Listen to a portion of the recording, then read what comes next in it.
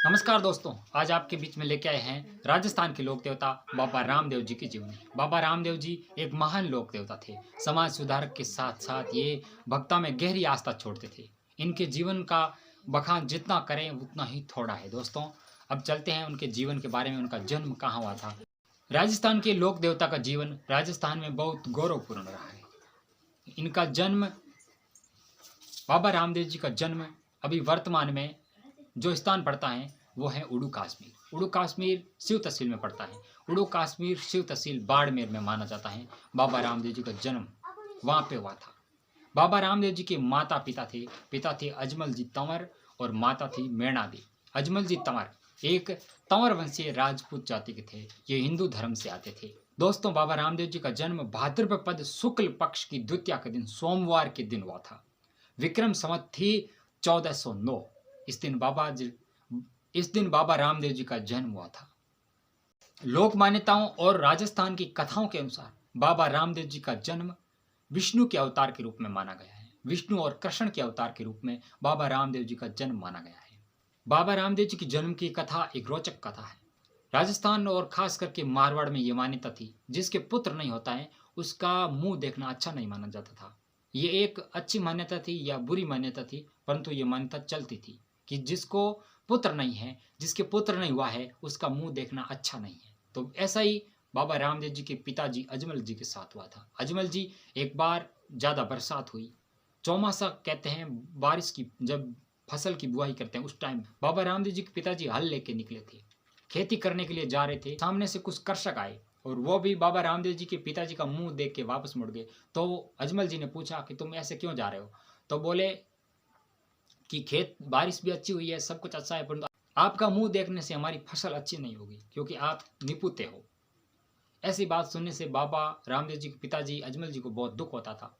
तो एक दिन वो ऐसे लोगों से परेशान आ गए और परेशान होकर के उनकी बाबा रामदेव जी की माता जी को कहते हैं कि मैं अब भगवान की शरण में जाऊंगा और उनसे मांगूंगा कि पुत्र हो, और नहीं हुआ तो मैं मर जाऊंगा।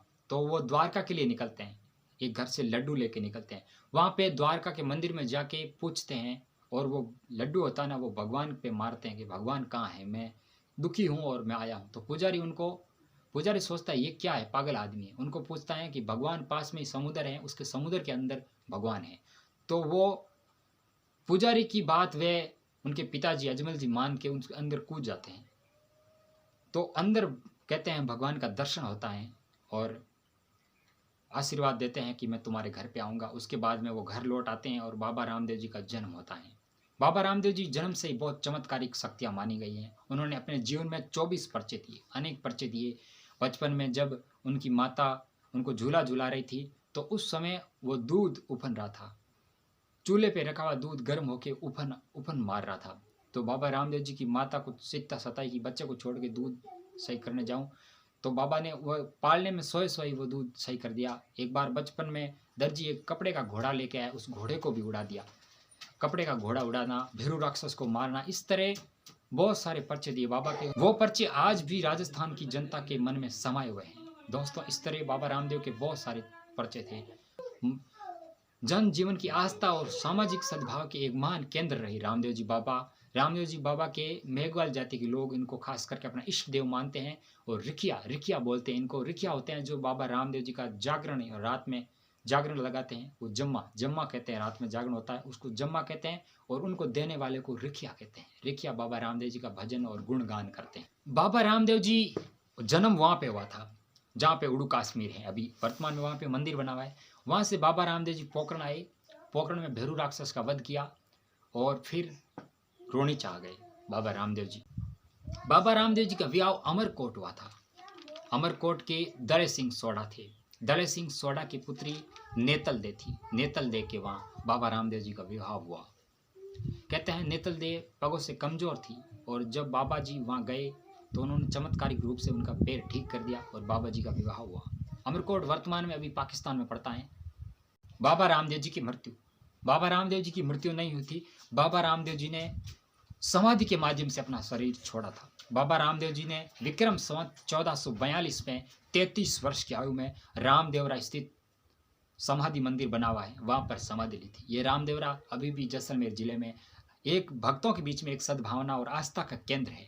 बाबा रामदेव जी की उस समय 33 वर्ष की आयु थी। 33 वर्ष की आयु में बाबा रामदेव जी ने समाधि ली और उसके साथ में डालीबाई ने भी समाधि ली। बाबा रामदेव जी की समाधि वो जीवित समाधि है। दोस्तों, बाबा रामदेव जी आज भी राजस्थान में जन जन की आस्था के लिए पूजे जाते हैं। बाबा रामदेव जी का मेला भाद्रपद महीने में भरता है और भाद्रपद महीने में बाबा रामदेव जी की जन्म तिथि से लेके समाधि तिथि के बीच में फुल मेला लगता है। सावन और भादवा महीना 2 महीने फुल मेला लगता है, जहाँ पर हजारों लाखों श्रद्धालु आते हैं। तो दोस्तों, ये वीडियो कैसा लगा, बाबा रामदेव जी के बारे में हमारी छोटी सी पेशकश कैसी रही? फिर मिलते हैं एक नए वीडियो में, नए देवता लेके आएंगे आपके सामने। तब तक के लिए हमारे वीडियो देखते रहिए। धन्यवाद दोस्तों, नमस्कार।